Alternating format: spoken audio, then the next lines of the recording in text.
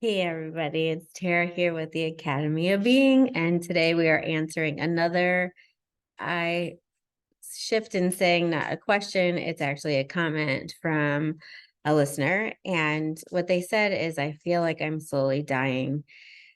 I don't know how to make decisions in my life, and I feel trapped. And I feel like their statement is very true. So many people are slowly dying.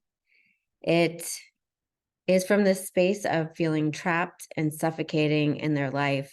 And many of the problems that happen in the body, we all know this, like it comes from anxiety and stress, but people don't say how to solve that other than doing breathing techniques or different things, even the Muse method. So the Muse method is not meant to stop the space of anxiety or suffocation. It's meant to connect you deeply to yourself so that you're coming from the space of choice in a way that maybe you haven't in the past.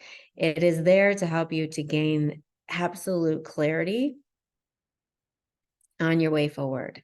It is there to help you to gain awareness in your intuition of where the universe is laying tracks before you, opening doors. Because so many times, so many of us are, our heads are down looking at all the things that we need to do, and we miss all the ways that we're begging the universe to show up for us.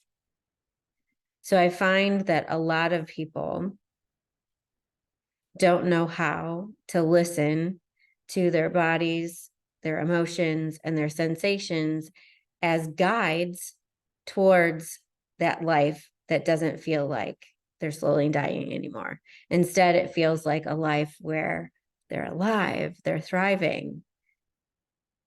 And the key to it is choice.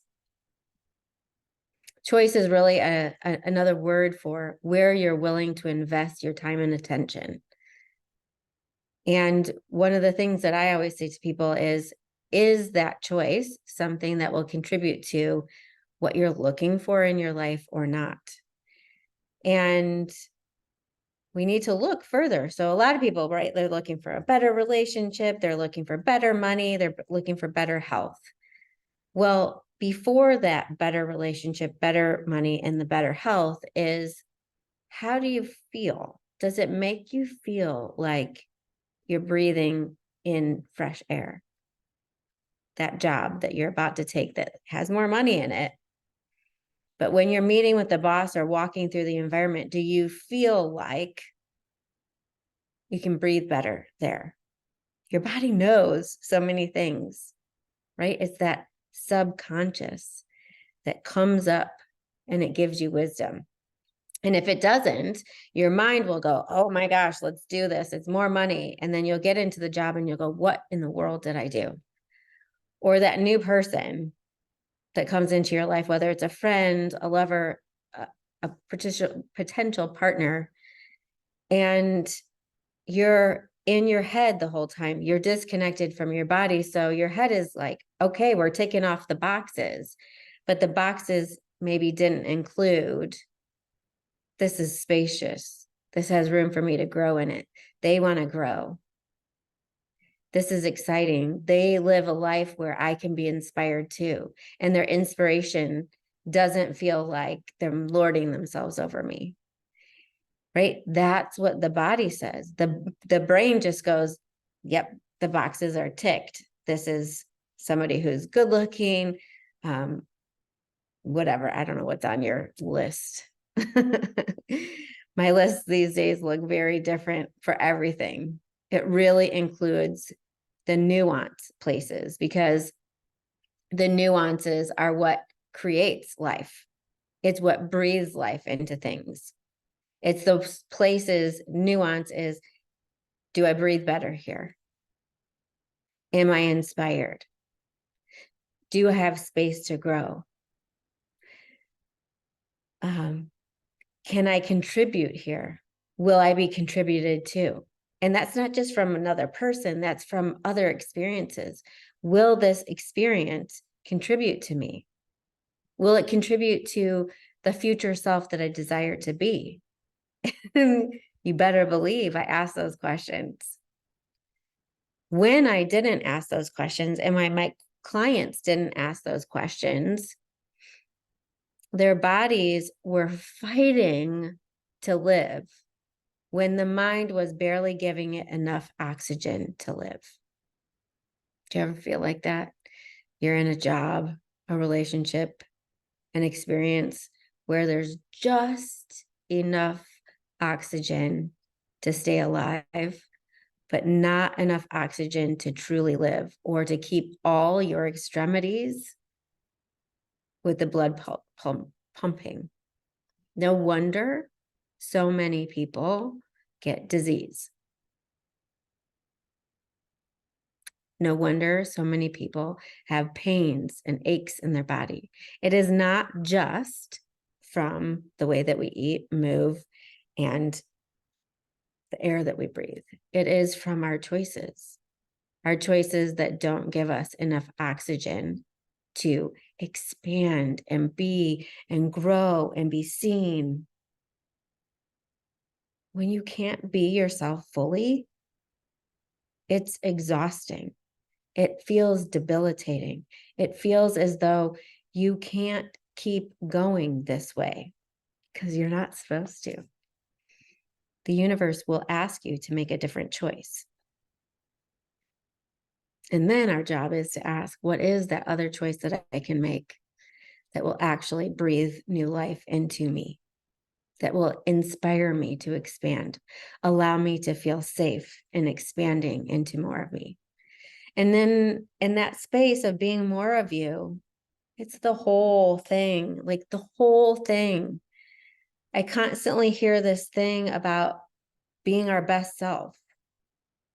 Well, when we're always trying to be our best self, we're living half a life, right? So half, the other half is over here. And we're like, that part I can't show this new person, this new friend.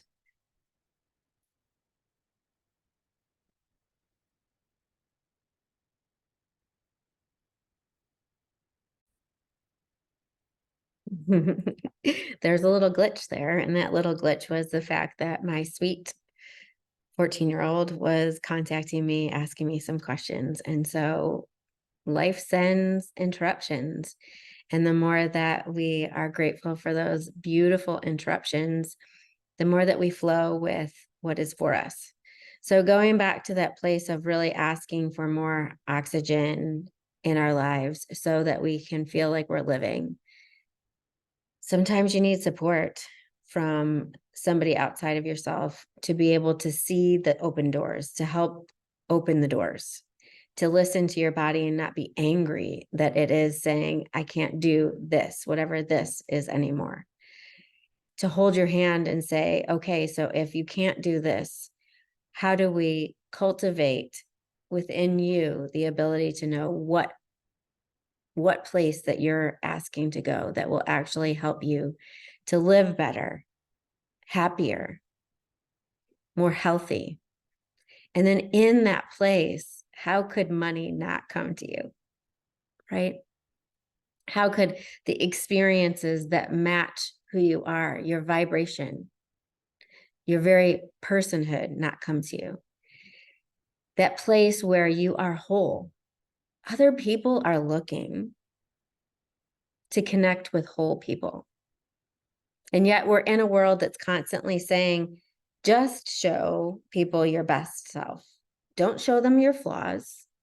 Wait, these flaws are acceptable, but not these flaws. Like for women, it's okay to be sad. And men, it's okay to be mad. But men, it's not okay to be sad. It's not okay to be broken. And for women, it's not okay to be mad. Right?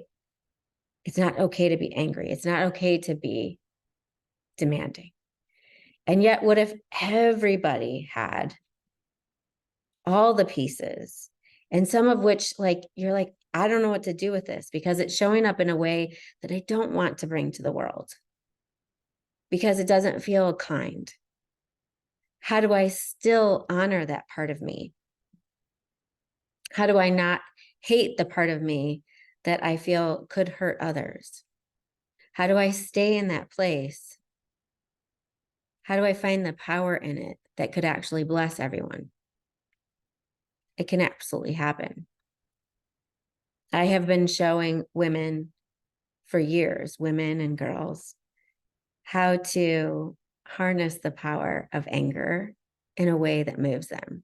The energy behind all of the fire element emotions. The fire element emotions are like your anger, resentment, passion, frustration, all of those.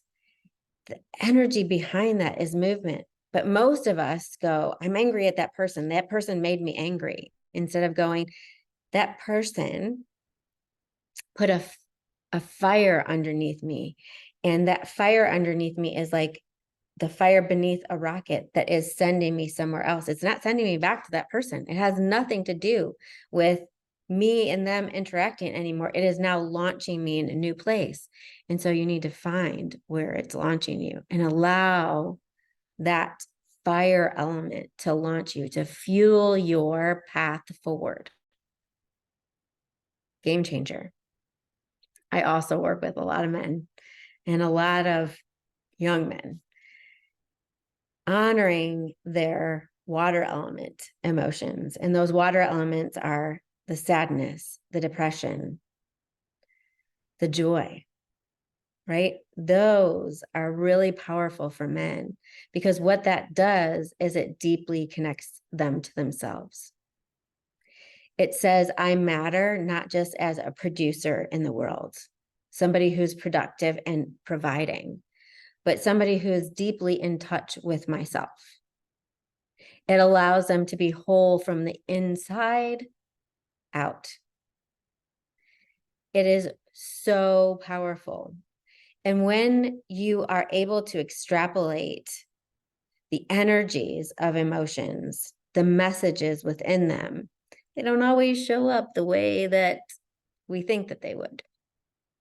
So anger doesn't necessarily show up as a volatile thing or an irritation with another person. It shows up as movement. And sadness doesn't always show up as crying and feeling despondent. It shows up as deeply connecting to the self, aware of the self, able to connect with another at a deep and meaningful place. When you can come from that place of honoring both sides, that I don't know, the places that you don't love, as well as the parts of you that you're like, yes, I want to bring this into the world. Then you feel good in yourself. You feel as though it's worth living. Because in the other place where we're always trying to show up as our best self, we don't feel worthy. We don't feel worthy because we're always trying to hide what we think we're going to be judged on. And where we become the greatest judge of ourselves. And where we also judge others. It is a powerful place to be able to capture and harness the power in all the sides of ourselves. It gives us true life and it allows us, here's the crazy part, it allows us to move what's showing up in our bodies, in our physical bodies, in miraculous ways. I'm not just saying this. I have watched it happen in my own body. I've watched myself go from being in the hospital with HELLP syndrome, where the nurses were saying, she isn't going to make it if we don't do a blood transfusion, to doctors miraculously saying, of which I really believe that the Holy Spirit spoke through them, watch her. She's going to heal herself. We're not putting her on a transfusion. Watch her. And then 2 days, I was out of the hospital after that. I've watched as I changed my choices when my gallbladder was being, was so bad. And I was being told to I can't talk, told to have it removed. And I've watched as my body went, we've got this. You just need to change your choices. And I don't mean my food choices. I did change those too. But my main choices that I needed to change was the choices I was making to keep myself in resentment, to keep myself in pain, to keep playing stories in my head of things that had happened to me. I've watched as people released cancer from their body. And they owned their choice that they matter in their own life, and they put themselves as a priority, not over anyone, but including with everyone. They allowed themselves to be the person that they poured into so that they could overflow onto others. And before that, they just felt used up, unworthy of attention themselves, other than if they were pouring into someone else. I've watched people shapeshift before me and begin to live in a way that feels free. And I've absolutely watched myself go from somebody who thought I was doing everything right. I really was trying so damned hard to do everything right. And I watched my life implode with gratitude journals on the bedside table, where I was really fooling myself that I was living the best life, trying damned hard to, while also writing poetry about, I feel like I'm trapped in this invisible box that I created and I don't know how I got here and I can't get out. I didn't know what the box was, but I knew that I created it. I knew that I was the one who had the key and I was the one who was bolting the lock. And I'm just going to tell you, one of my sweet clients came up with that little term right there. She's the one who said, I'm the one who has the key, but I keep bolting the lock. How do I stop doing that? Isn't that so true for so many of us? But the problem is so many don't know how to change that. And so they suffocate in the invisible box that they created for themselves because they don't know what choices to make to truly live, to truly be healthy, to stop dying in their own life. And how many of us feel as though we're sitting there right in front of somebody, people who love us, dying, and they don't even notice because we're so good at smiling and fooling everyone, including ourselves.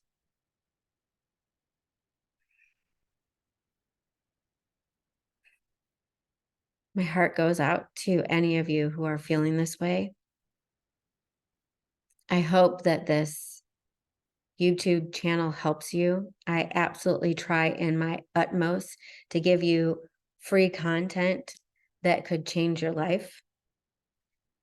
If you do need additional help, please go to the links below where you will find ways that you can connect directly with me or people who have already been facilitated in my certification. And if you want to learn how to be certified in this kind of work, which is absolutely groundbreaking and life-changing, it is the evolution of what is out there. The tools that are in the certification that I teach aren't from me. They are literally channeled through me in order so that I can bring them to others. They have changed my life. They've changed my clients' lives. And I am honored to be able to bring them in a certification that I feel is life-changing. Just reach out, click a link, ask questions. I'm happy to answer. Thank you so much. Thanks for being here. I appreciate you more than you would ever know.